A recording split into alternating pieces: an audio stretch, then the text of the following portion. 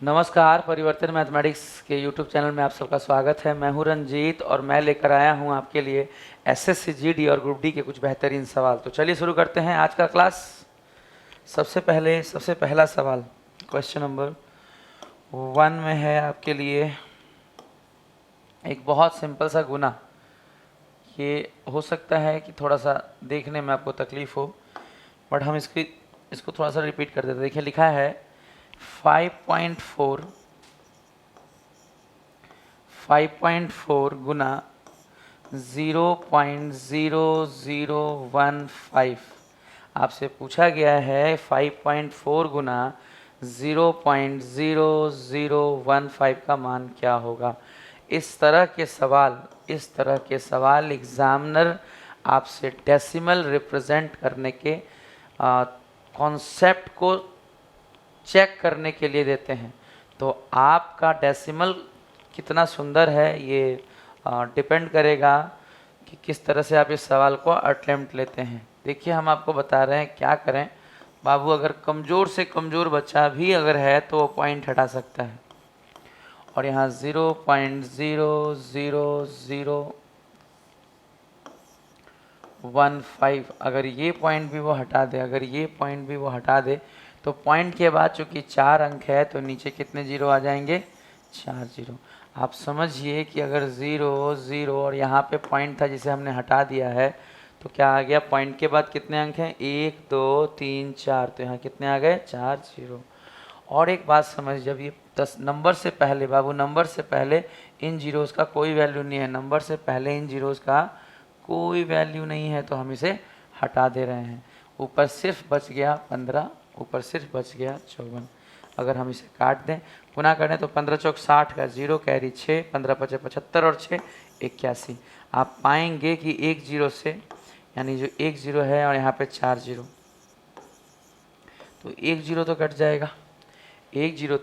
जाएगा, बट जब इसे भाग देंगे आप, तो 81 पे किस तरह से पॉइंट बैठाते हैं, सिर्फ उतना सी बात समझिए बाबू।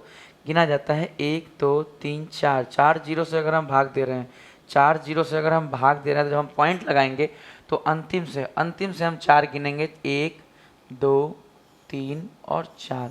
अंतिम से 4 अंक गिनेंगे और तब पॉइंट लगाएंगे, और इसके पहले जीरो लगा देंगे तो भी सही है, नहीं लगाएंगे तो भी सही है। बट ये आपका उत्तर होगा 0.0081। इस सवाल को बहुत अच्छे से आप बनाया कीजिए, एक्यूरेसी लेवल 100% रखिए। इस तरह के दशमलव वाले सवाल छोटा हो या बड़ा एग्जाम में जरूर आएगा, तो आप इसकी प्रैक्टिस करें। तो चलिए हम अगले सवाल की ओर चलते हैं, आप इसका स्क्रीनशॉट ले लीजिए। नेक्स्ट क्वेश्चन नंबर 2 में आज आपके लिए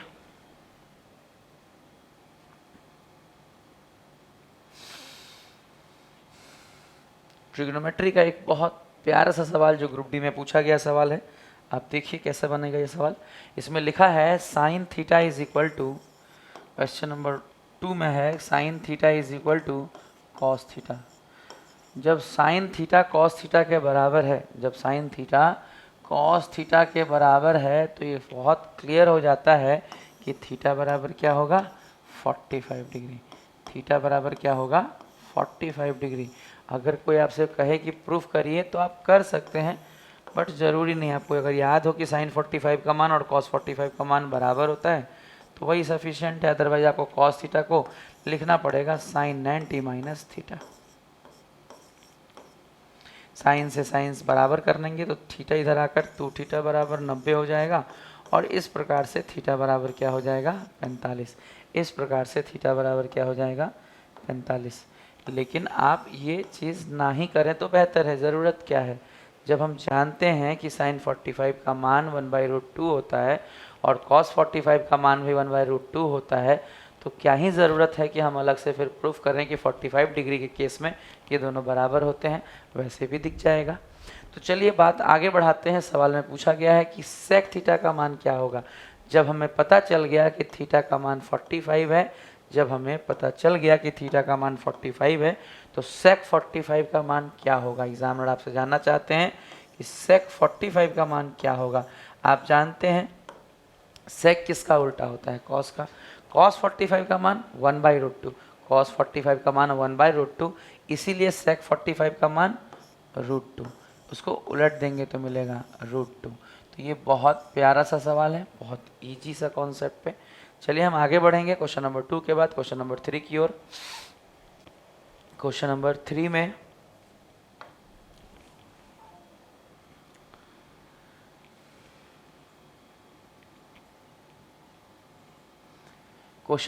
में हम आपके लिए लाए हैं एक बहुत छोटा और बहुत प्यारा सा कॉन्सेप्ट, बट सीखे रहेंगे।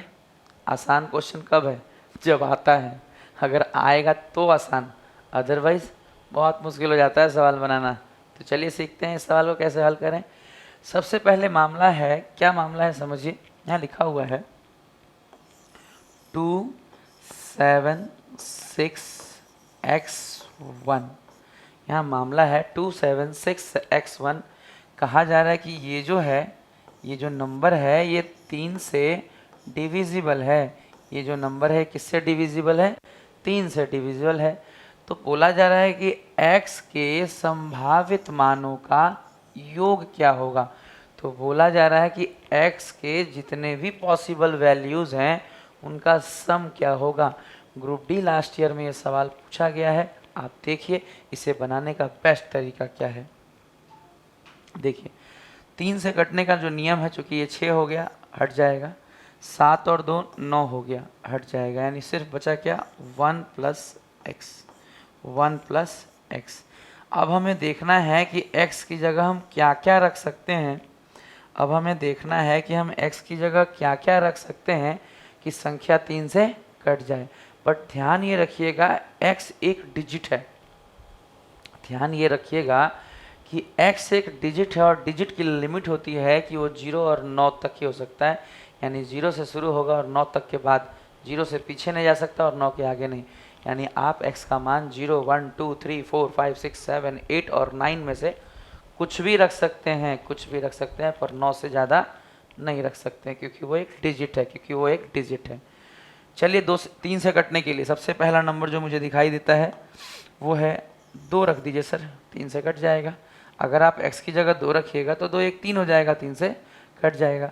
और जब एक नंबर मिल जाएगा तो अगला नंबर 3 3 के गैप पर होगा। यानी अगर ये 2 1 3 3 से कट गया तो 2 के बाद सीधे हम क्या लेंगे, 3 का गैप, यानी 2 और 3 5, 5 और 3 8, 8 और 3 11। नहीं ले सकते, 11 नहीं ले सकते क्योंकि ये एक डिजिट है। डिजिट कभी भी 0 और 9 के 0 से छोटा नहीं हो सकता और 9 से बड़ा नहीं हो सकता।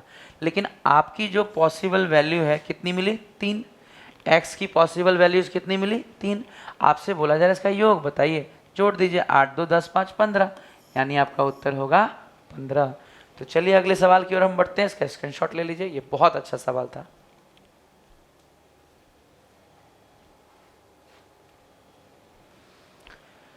चौथा सवाल, क्वेश्चन नंबर 4। ये सारे कलेक्शन हमने खुद किए हैं और खुद ही हमने दिसंबर वाले पेपर से आपके लिए सारे सवाल हम कलेक्ट कर रहे हैं। एक एक करके हम मंथ वाइज सारे क्वेश्चंस को कलेक्ट करेंगे और करा देंगे। अभी हम दिसंबर का करा रहे हैं, धीरे धीरे सारे ही महीनों का करा देंगे और जीडी के भी सारे सवालों को करा देंगे। लास्ट ईयर का हम कोई भी अच्छा सवाल नहीं छोड़ेंगे, सब सिखा देंगे, आप मन लगाकर सीखिए। देखिए सवाल है, शिवानी और परिणीता के बीच कोई धनराशि 5:7 में बांटी गई है। सवाल है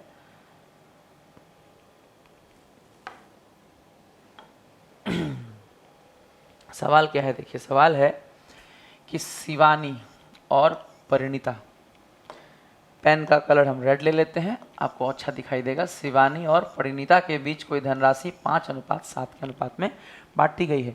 शिवानी जी हैं और कौन है? परिणीता जी। और इनके बीच जो धनराशि बांटी गई है वो 5 अनुपात कितना है? 7। वो 5 अनुपात कितना है? 7। वो 5 अनुपात कितना है? 7। आगे कहा जा रहा है यदि परिणीता शिवानी को 5 रुपये दे दे, सवाल को समझिएगा, यदि परिणीता जो क्या करें, वो शिवानी को 5 रुपये दे दें। परिणीता जो हैं वो शिवानी को 5 रुपये दे दें। परिणीता जो हैं वो शिवानी को क्या दे दें? 5 रुपये दे दें। अगर परिणीता जो है वो शिवानी को 5 रुपये दे दें तो हो क्या जाता है आगे, तो अनुपात बदल जाता है और बदल कर हो क्या जाता है 3:4।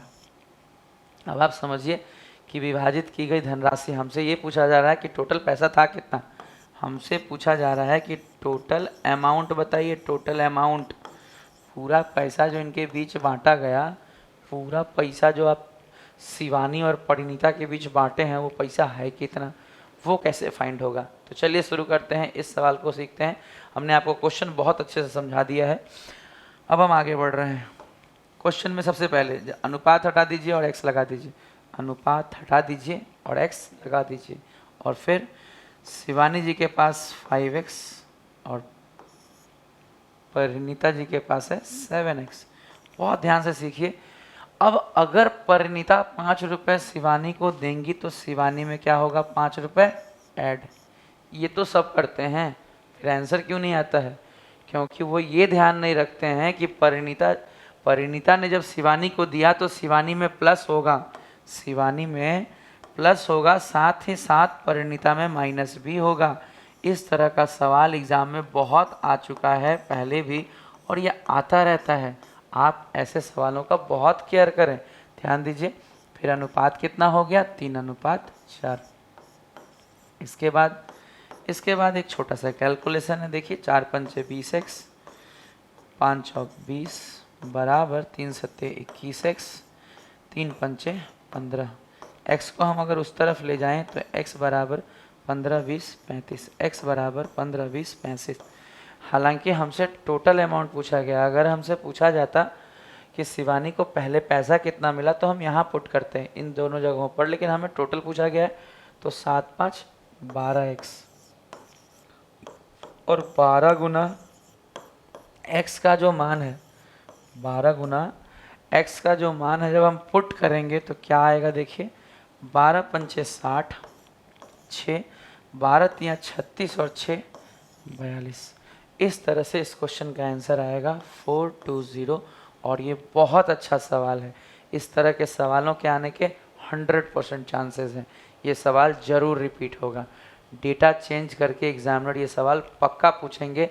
और फिर भी देखिए पिछले ईयर पूछने के बावजूद भी लाखों लड़के यही करेंगे कि शिवानी में प्लस करेंगे लेकिन परिणीता से माइनस नहीं करेंगे और सवाल सॉल्व नहीं होगा। तो इसको अगर सॉल्व करना है मिनिमम टाइम में तो आपको ऐसे समझना पड़ेगा। चलिए इसका स्क्रीनशॉट ले लीजिए, फिर हम आगे बढ़ते हैं। नेक्स्ट क्वेश्चन, क्वेश्चन नंबर 5, आज का आखिरी सवाल। बहुत अच्छा सवाल, देखिए क्या सवाल है। कई बार हम सोचते हैं कि जोड़ घटाव एग्जाम में नहीं आता, कई बार हम सोचते हैं कि जोड़ घटाव एग्जाम में नहीं आता, ये तो सिर्फ सवालों में इस्तेमाल होता है, ऐसा नहीं है। जोड़ घटाव एग्जाम में भी आता है, ऐसे जोड़ घटाव एग्जाम में भी आ सकते हैं। देखिए ये ऑलरेडी आया हुआ सवाल है, तो किस तरह से बनाएंगे, देखिए इसका बेस्ट अप्रोच क्या होगा। अब वो लिखा हुआ है 11/13, 13/11, बीच में प्लस का साइन, अगर हम इसे प्लस करेंगे तो क्या होगा, देखिए हम सबसे पहले ये क्वेश्चन बगल में लिख देते हैं। 11/13 प्लस 13/11, 13/11 आपको प्लस करना है। देखिए सबसे पहले नीचे वाला गुना कर लीजिए, 13 गुना 11, आप अच्छे से जानते हैं सैंडविच हो जाता है, 3 और 1 4 बीच में चला जाएगा, 11 11 हो जाएगा 121, आपको स्क्वायर याद होगा, 13 13 हो जाएगा 169, ये भी आपको ऑलरेडी याद होगा क्योंकि बच्चों को मैथ और रीजनिंग दोनों में ही 50 तक के स्क्वायर्स तो याद रखने ही पड़ते हैं लगभग।